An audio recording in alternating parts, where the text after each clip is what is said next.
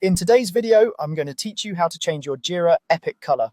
This is a simple tweak that can make your boards easier to scan, help your team visually group related work, and bring a bit of order to busy backlogs. First, open your browser and go to Atlassian.com. This is the home for all Atlassian products, including Jira. On the homepage, click Sign Up. This will guide you through creating an account so you can access Jira.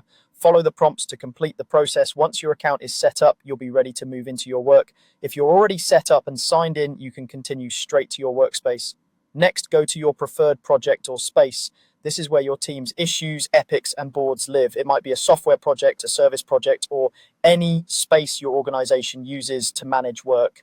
Navigating to the right place ensures you're editing the epic within the correct context and that your team will see the change where they expect it. Now, look for and click your epic task. An epic in Jira represents a larger body of work, often made up of multiple stories or tasks. You can usually find it from your project's board, backlog, or epic list.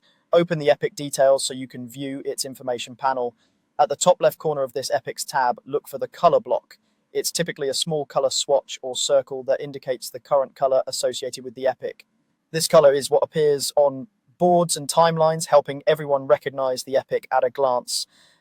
Clicking it will open a color selection. You'll see a palette with multiple options. This is where you decide how your epic will stand out across your boards and reports. There's no right or wrong choice, but it's helpful to pick a color that contrasts well with others already in use. So your epic is easy to identify. Choose the one you prefer. Once you click your selection, the epic updates to reflect the new color. This visual update helps with quick filtering and recognition, especially when you have many epics on the same board.